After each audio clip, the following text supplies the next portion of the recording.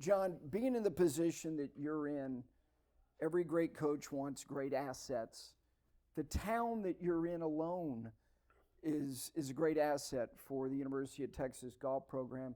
But what about the history of the University of Texas golf program and Austin Country Club? Give me your perspective on it. Well, when I first got here, August 1st, 1997, I did not have I knew it was a storied program, greatness, Harvey Penick, Tom Kite, Ben Crenshaw. That's Justin Leonard, Mark Brooks, all of our major champions. And then I had been around the program a little bit as a player. I played at New Mexico from 1977 through 81. Kurt Byram and Tommy Armour III were my teammates there at New Mexico. So we had a really nice program, but it was nowhere near the program that Texas was, even at that time. We were good, but Texas had the potential always to be great. So that's kind of what my limited knowledge of Texas was. I really didn't know Austin, Texas. I did not know Austin Country Club at the time. I quickly came up to speed because we needed help from Austin Country Club for our program to grow. It's odd because this is the 125th birthday of the Austin Country Club. But right now, Texas men's golf is 98 years old. It has 106 victories on the PGA Tour. 38 of those came from Tom Kite and Ben Crenshaw. 3 major championships among them. And then, of course, we then had Mark Brooks and Justin Leonard, and now we've had Spieth and Scheffler that have gone on to win major championships. But Texas golf is 98 years old. It has 106 victories on the PGA Tour, and it has 10 major championships with 6 major champions. And the base of that, the core of that, really is Harvey Penick, who was, I think, in the early, maybe the late teens or early 20s, became the head golf professional here at Austin Country Club. When he was 19 years old. Right, 19 years old. And then later on, in 1930 or thereabouts, he replaced his brother, who had been our first head coach, Tom Penick, from 1927 to 30, and then Harvey from 1930 to 1962. And in that time frame, he had brought up multiple great golfers from the Austin Country Club. The first great one really was Morris Williams. And Morris and his father was a journalist, and sadly, Morris had success in college golf, was won what was called then the Texas Grand Slam. So he won the Texas Junior, and at that time you could be 21 years old and still play in the junior tournament. He won the Texas State Amateur, and then he won the Texas State Open, which was the Texas value to the Grand Slam. So that was the Grand Slam that particular year.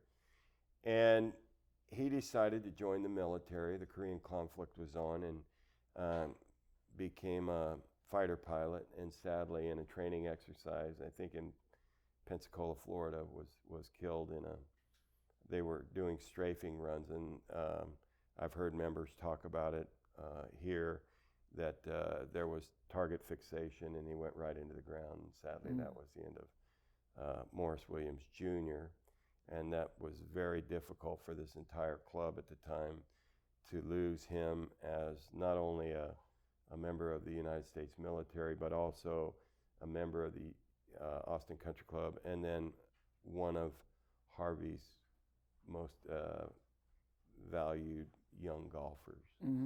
And then along came Ben Crenshaw and Tom Kite. Actually, Tom Kite first, and then Ben Crenshaw. They're 2 years apart. And they matriculated all the way to national champions in 1971 and 72 as a team. Ben won the 1971 NCAA. He won the 1972 NCAA, where he tied Tom Kite. Funny story, because they were about to go play it off, and the coach at the time, George Hannon, who had replaced Harvey Penick, said, "You know what? I can have one national champion, or I can have two.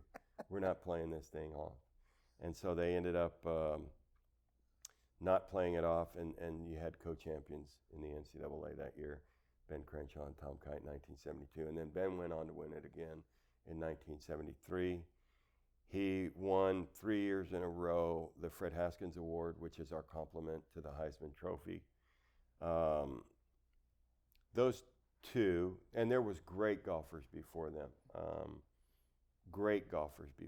But that really was a time frame that ignited Texas golf and Texas golf's history. There had actually been tour winners before that. Rick Massengale won multiple times on the PGA Tour, and there was other players that played for Harvey that had won. But to end up with 106 victories right now, and counting, we're not done yet. No. With players like Spieth and Scheffler, those guys came here for a reason. Both of them fell in love with Austin Country Club. Scotty Scheffler played a state amateur here. This club's always been dynamic in terms of reaching out and being a part of the community. So they've had multiple championships here, not to mention the Dell Championship on the PGA Tour. But this club has always been a friend to the community. It's been a friend to UT Golf, thank God, or we wouldn't be here. I wouldn't be sitting here today if it had not done that. And I count the members, I count the board of directors, I count our head pros that have been here. And what's wild is there's only been 4 head pros. It's beyond extraordinary. It is. And Texas Golf is 98 years old, and there's been 5 coaches. And I'm the 5th. I've been here 28 years. Before me was Jimmy Clayton for about 16 years. Before him, it was George Hannon for about 19 years. Harvey was there for 32 years. I don't know if I'm going to catch him. I'm at 28, and I just signed a 5-year contract, so maybe. And then his brother for 4 years. But that's it. And the lineage for head pros here was Harvey Penick, Tinsley Penick, Dale Morgan, and now CW. And so I'm thrilled for all of those people that were involved in the decision-making process to make sure that this was a historic place. A lot of places change golf pros all the time. Not this club. And I think that's intrinsic to the mentality here of golf in general, in Central Texas and the city of Austin, and then with a certain lean towards the Longhorns. And that's just simply because of the success of the place. I've always enjoyed being here because of the attitude that exists here. And what I mean is just being around success. You mentioned about clubs change pros, schools change coaches too, and the common denominator with both of these incredible lines of stewardship is that Harvey Penick is present in both, as a coach and as a club professional here. And for me, it was from afar. It was reading the Little Red Book and the Little Green Book and just knowing of who he was and who he impacted. I have to believe to a degree it was the same for you. What are the lessons, though, that you know he imparted on so many people, whether they achieved greatness or just joy in the game? What were the things about Harvey I think Penick? it's the premise under which I was hired. I care about the kids. I care about the kids that play for us. I call them kids, they're men. But I would say the exact same thing existed for Harvey Penick, for Dale Morgan, for Tinsley, and my predecessors, of which Harvey was one. We just care about people. We care about this game. We care about the kids and the people that play it. I'm a Class A PGA professional and have been for 38 years.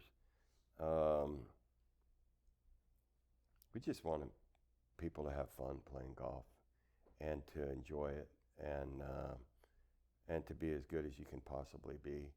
And so we go about creating an environment that perpetuates that. And so it didn't start with John Fields, I can tell you that. And it didn't start with Jimmy Clayton or George Hannon. It really started with the Penicks. Mm. And what a gift to the game of golf. Totally. Ben and Bill, or Ben and Tom, Mm-hmm.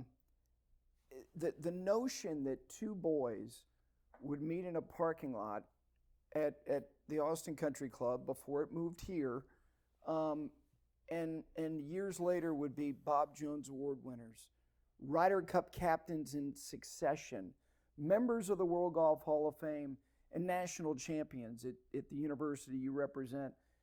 The implausibility of all of that is overwhelming, and yet they're going to sit here in this building tonight and reflect on a life in the game of golf in an association with this club. That's incredibly special, isn't it? It is, and you don't know why champions become champions, right? But I do think that, again, they had somebody that really cared about them beyond their parents, because the Kites and the Crenshaws obviously loved their kids tremendously. But they gave them an opportunity to play golf. Success exuded around Austin Country Club, and at that time it pretty much was the Riverside site. Yep. But Harvey's the key. Harvey's the key, and I only say that because he always, in my mind, gave them the opportunity to continue to believe, right?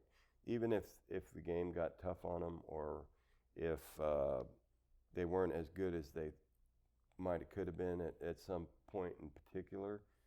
But he created belief in those guys, or helped create belief in those guys. And I've been around it a little bit now. And in our case, Jordan and Scotty, I call it delusional confidence. Well, and they're both going into the Hall of Fame. Yeah, It's a long yeah. way off, but those are two young men Right. who are still very young, Right. who are going to be in the World Golf Right. Hall of Fame. Right, and I got to be around Tom Kite a lot. He used to take lessons at our golf course with Chuck Cook. Yep. And then he also has spent a lot of time out here, and we've gotten to know him significantly well. Ben Crenshaw, too. He's made himself available to our team over time.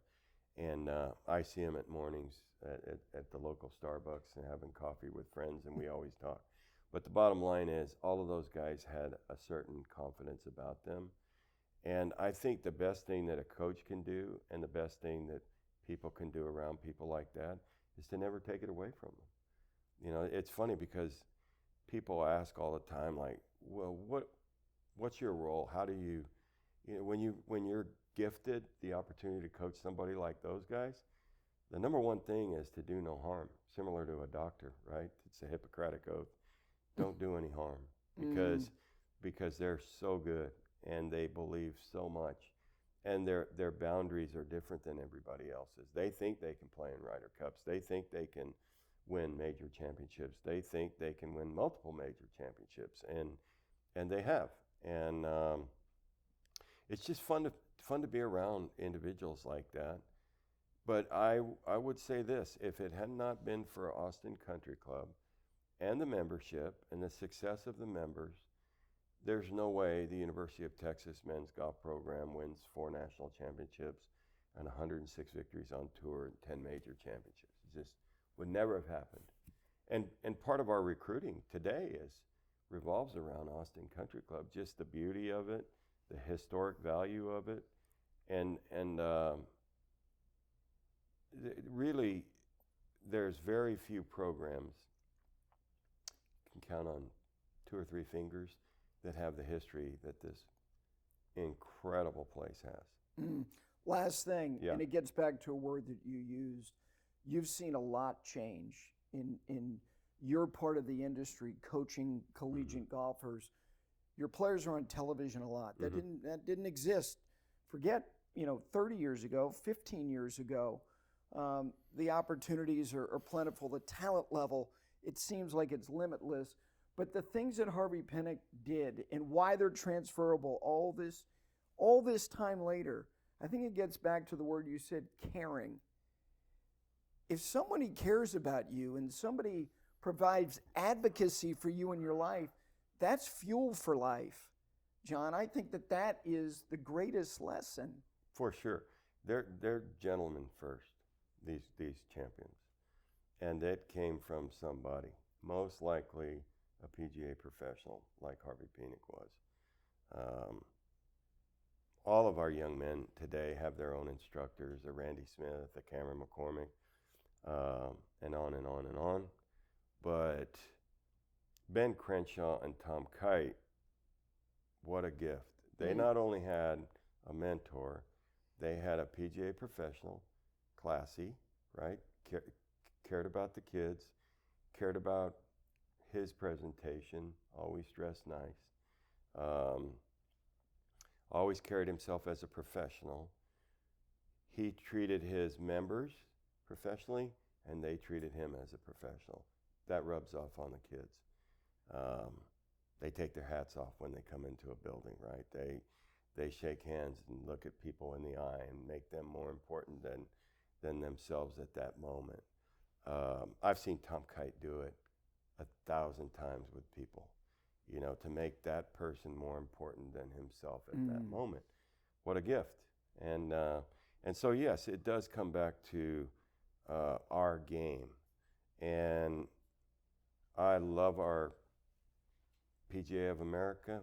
I'm proud to be a member, but I'm also proud that Harvey Penick was a member, that he's a member of the Hall of Fame for the PGA. He's a member of the World Golf Hall of Fame, and he's a member of the Golf Coaches Association of America Hall of Fame. And truly, really, none of what we have talked about today happens without him. And so he's been a gift, and he is the core. He is the structure of our program, period. And we take it serious on a daily basis. I love being here, and I'm appreciative about being here. But I know for sure none of this would have ever happened if it hadn't been for Austin Country Club and Harvey Penick. John, thank you. Yeah. That was awesome. Thank you, my friend. You're welcome. Appreciate it very much. Yeah, it's funny, there's just so many incredible things that have happened over time. And you're around